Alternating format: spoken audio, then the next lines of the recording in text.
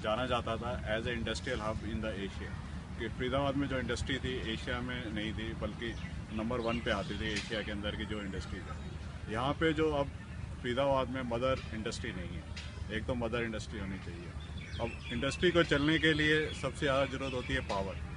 हमारे को पावर एक तो सबसे महंगी मिलती है और रेगुलर नहीं मिलती, तो जिससे क्या है कि हमारे इंडस्ट्री को चलाने के लिए वो जो खर्चा है वो बढ़ जाता है, तो हम कम्पीट नहीं कर पाते दूसरी का। सर 24/7 पावर के लिए क्या आपका सजेशन है, क्या करना चाहिए हमारे को फरीदाबाद में?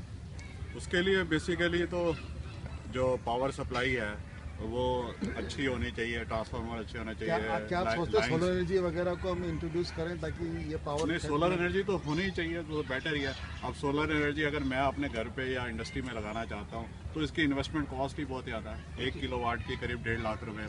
सर ऐसा है कुछ कंपनी जो अपनी ओर से प्रपोज करती हैं, और इंडस्ट्री के लिए बेसिकली 2 चीज़ें होती है, पावर जो उसका मेन रॉ मटेरियल। कई तो ऐसे प्रोसेस इंडस्ट्री है जिसको पावर बहुत ज़्यादा महंगी पड़ती है।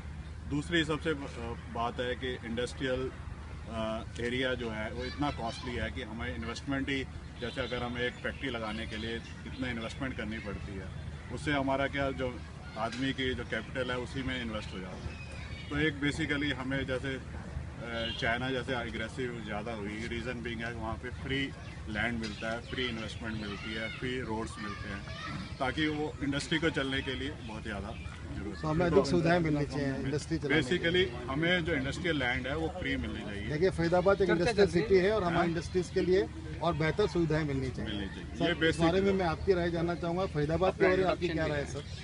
मेरा नाम हरपाल सिंह है, मेरा होटल का बिजनेस है, होटल और रेस्टोरेंट का। मेरा ये मानना है कि ये स्मार्ट सिटी में आ सकता है क्योंकि फरीदाबाद की कनेक्टिविटी बहुत बेटर है। ये गुड़गांव के नज़दीक है, नोएडा के नज़दीक है और दिल्ली के नज़दीक है। जैसे आप कनेक्टिविटी में कहता हूँ, गुड़गांव इधर नोएडा से लेके फरीदाबाद होके गुड़गांव जाए मेट्रो तो बेटर हो जाएगा।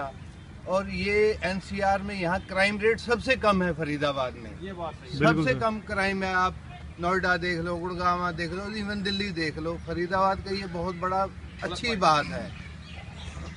और यहाँ पॉल्यूशन उन मेट्रो से उनसे कम है एनसीआर से, तो इस हिसाब से मुझे तो लगता है कि ये जरूर आना चाहिए। बहुत धन्यवाद सर आपको। सर प्लीज आप आगे आए सर।